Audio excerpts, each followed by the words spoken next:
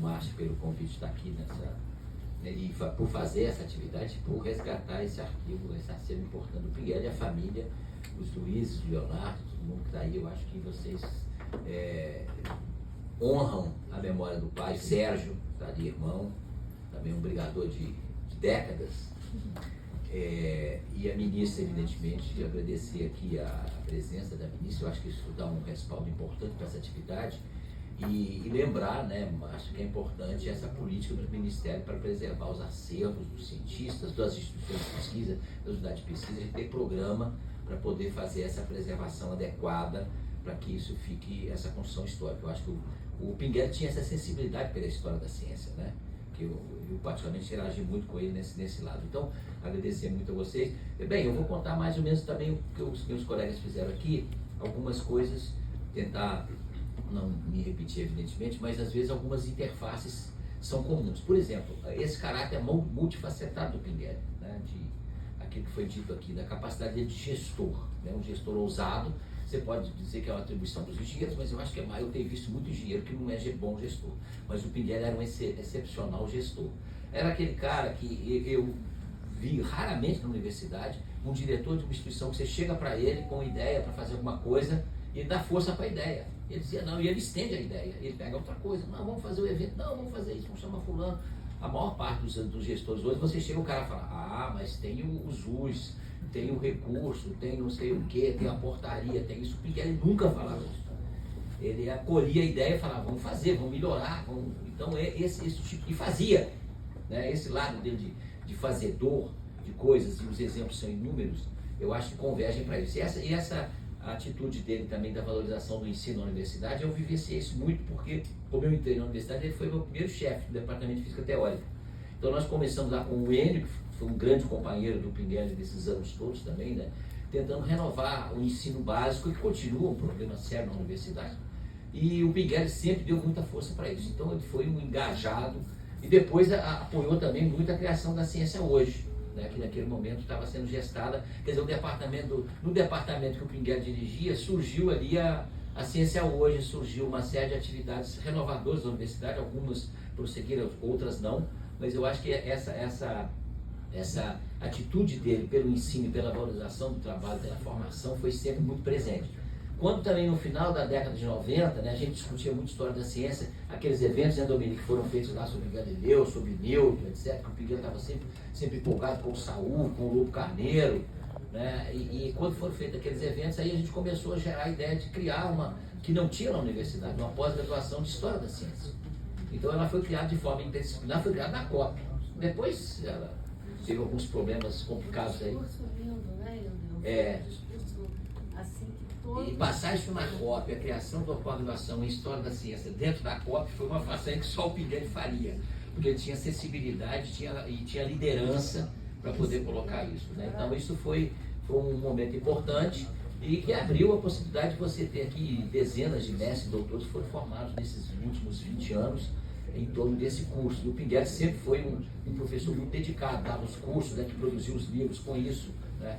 Eu orientei com ele, junto com ele, de maneira meio assim, nós fizemos uma orientação comum da Tatiana Roque, então era um caos a orientação, né? O tema era exatamente o caos, então por isso era muito. E as discussões com o Pinguela, o problema era a gente tinha de terminar porque tinha algum compromisso, então essa era a maior dificuldade. Mas essa sensibilidade dele para esses lados da história da ciência também foi muito significativa. E esse aspecto que o Peregrino já colocou muito bem, também esse enfrentamento com a máquina burocrática o tempo todo, né? Então o Pinguela era sempre disposto a fazer esses enfrentamentos. E na SPPC, aliás, foi dito aqui que eu sou presidente da SPPC, eu sou ex-presidente da SPPC.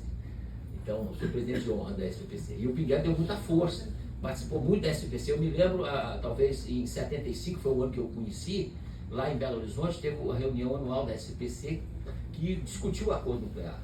Então nós tínhamos vários dos luminares, inclusive da ciência brasileira, que estavam a favor, ou estavam pelo menos coniventes, como Oscar Sala, como Goldenberg, que no primeiro momento era presidente da STF, estava vacilando, e o Pinguela, o Luiz Carlos Menezes, e aquela garotada, jovens estudantes de física, que fizeram uma pressão muito grande para ter uma posição, e o Pinguela foi uma liderança importante nisso durante anos. E é bom lembrar que o Pinguela, junto com o Fernando Souza Barros, com vários outros colegas, foram decisivos também na questão da Constituição brasileira ter hoje um artigo que diz que é proibido ter arma nuclear, transporte, armazenamento no território nacional. É a única do mundo. Isso foi uma briga, né? Fizemos uma marcha assinado, a SPF, a SVPC, o Pinguelli, o Movimento de Ciência e Tecnologia na Constituinte, que nós criamos, o Pinguelli foi muito ativo. Então isso fez com que a gente tivesse um capítulo de Ciência e Tecnologia na Constituição brasileira. E um dos itens que tem lá, né, na Constituição é esse, que foi uma briga coletiva na qual o Pinguelli foi uma liderança muito significativa. O Maculanci mencionou também a atuação dele no movimento sindical docente, né? A DUFRJ foi criada, me parece que em 79, né, por aí. A gente fez a primeira greve nacional das universidades federais, naquele momento, durante a ditadura, e foi importante. Veio na sequência do movimento do ABC, lá que o Pinguelli, muitos fizemos aqui atividade no Rio de Janeiro para poder apoiar a iniciativa lá do que estava acontecendo no ABC Paulista, e começou a se organizar um movimento docente dentro da UFRJ. E o Pinguelli, como o Maculan me lembrou, foi o primeiro presidente da associação docente, e logo em seguida a gente teve a primeira greve, né, que a UFRJ foi relutante. Eu me lembro que ali eu tive um embate com o Pinguelli particularmente, que eu fazia parte da ala pinguelista, digamos assim, mas o nosso grupo era mais, os jovens queriam, né, ir mais para... E a diretoria da associação docente naquele momento estava contra a greve, que já estava começando em vários estados, em Minas Gerais, etc. Então teve uma assembleia com 1.200, sei lá, 1.000 professores ali. E o Pinguelli era o presidente, estava numa situação de presidir a assembleia muito, muito difícil. Nós fazendo uma pressão para entrar em greve, e a própria diretoria dele estava contrária. Alexandre Magalhães, o Joel Teodósio, também uma série de lideranças importantes naquele momento. E o Pinguelli teve uma atitude muito democrática, porque ele, apesar da diretoria dele achava que não era o momento adequado, ele assumiu a decisão coletiva e tocou em frente, né? E fez uma gestão. Depois foi para a Associação Nacional de Docentes também, foi presidente, consolidou a Associação Nacional de Docentes e teve um papel muito importante também no movimento sindical. Também na CUT, na criação da CUT, né? Nós tivemos lá no chamado CONCLAT, depois na criação da CUT, o Pinguelli sempre presente nas diretas já, na sequência disso, né? Veio o movimento das diretas já, que ele participava aqui da comissão de organização do Rio de Janeiro. Então, nesse período todo, teve um papel muito significativo também do ponto de vista sindical, da organização da sociedade civil, né, que eu acho que é um aspecto que às vezes não é tão destacado. Bem, eu só queria, certamente tem muitas questões que eu queria mencionar, mas eu queria mencionar um aspecto e sugerir para vocês lerem o livro dele de memórias, que é um livro muito legal. Vai ter um livro aí, pessoal? A gente trouxe, para distribuir de graça para quem quiser. Ah, maravilha. Então vocês vão poder... Agora leiam. Tem que combinar com o Benito, né? Tem que pegar lá no campo, sem problema. Tá, ok. Agora, um compromisso que quem recebeu o livro é ler, né? Então, isso eu fiz até Faz uma prova.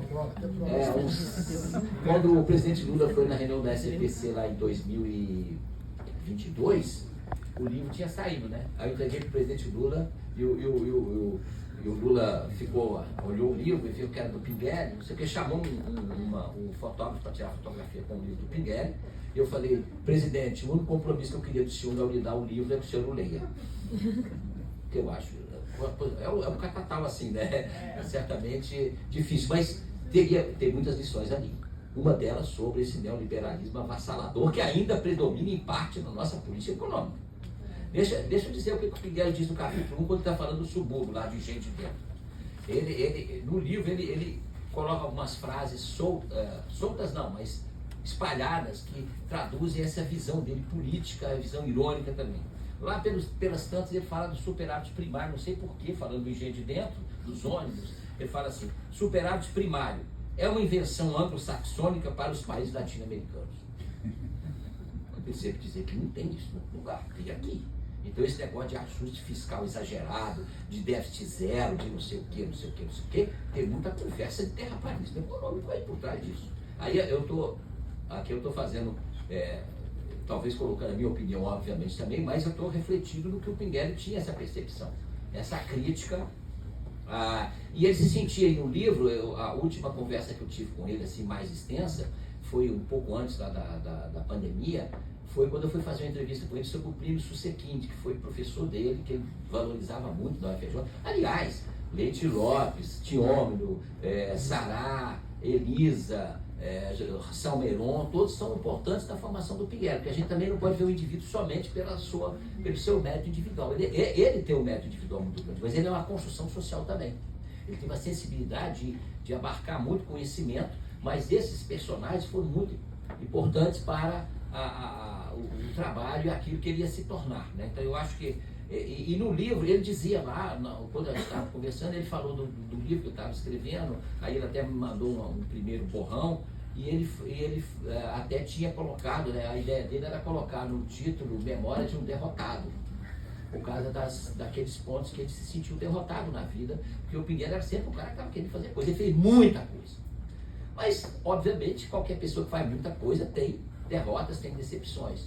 Então, depois ele mudou essa posição, acho, conversando com vocês também, né? Então, o livro é um livro de afirmação de uma vida muito importante, mas ele não deixa de registrar uma das derrotas que eu acho que ele sentiu muito, foi essa de sair do governo Lula de uma maneira inoptada, digamos assim, ou inadequada, e certamente ele tinha objetivo, tinha pretensão política e tinha capacidade para fazer muita coisa que ele não pôde fazer.